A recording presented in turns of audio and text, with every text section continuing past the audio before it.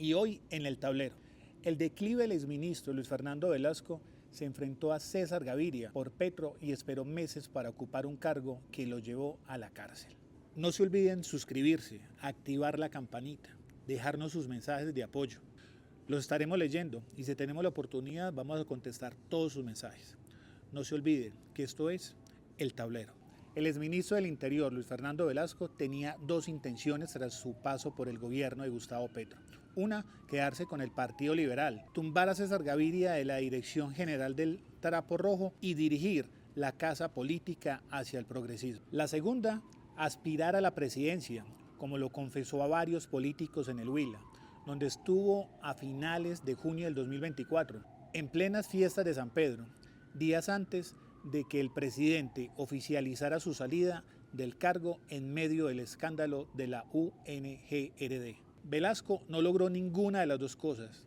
Hoy carga el INRI, que le arruinó al menos por ahora su carrera política, el escándalo de corrupción en la Unidad de Gestión de Riesgo de Desastres, el mayor ruido de la actual administración en el que él, según la Fiscalía, habría sido una pieza determinante. Como jefe de la política, al parecer, gestionó millonarios recursos y contratos de esa entidad para varios congresistas a cambio de que aprobaran en el legislativo las reformas de Gustavo Petro. Velasco pasó de su vida cómoda en Popayán tras salir del gobierno Petro a una cárcel en Cali, en el Valle del Cauca.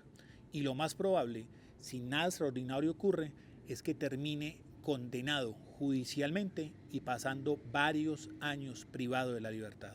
Luis Fernando Velasco se ganó el Ministerio del Interior a pulso. Después de abortar su idea de ser precandidato a la presidencia, se echó encima la campaña presidencial de Gustavo Petro e hizo parte del equipo de políticos que se rebeló en contra de César Gaviria y buscó propinarle un golpe político. Al final consiguió que varios senadores y representantes liberales terminaran respaldando al político de izquierda, pese a que Gaviria pidió a su bancada apoyar a Federico Gutiérrez en la primera vuelta presidencial. Velasco recorrió el país y agrupó un sector importante de liberalismo alrededor de Petro, pero no fue premiado inicialmente en el gobierno.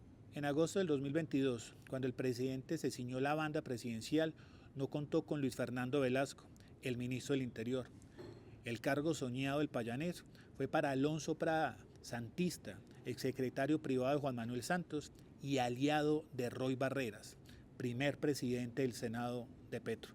Velasco, en silencio y decepcionado, supo esperar y se convirtió meses después en alto consejero presidencial para las regiones, un cargo importante, cercano al presidente y que sirve como puente entre los ministros, el jefe de Estado y los gobernadores y alcaldes de todo el país.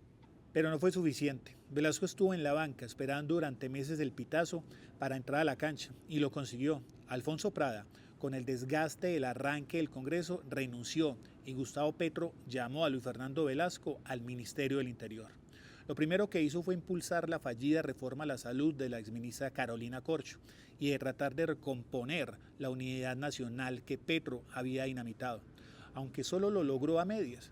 Como César Gaviria no jugó en su lado, la guerra desde el gobierno se agudizó contra el oficialismo del Partido Liberal.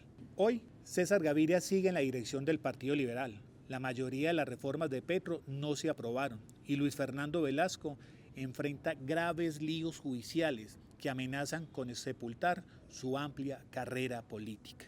No se olviden suscribirse, activar la campanita, dejarnos sus mensajes de apoyo. Los estaremos leyendo y si tenemos la oportunidad vamos a contestar todos sus mensajes.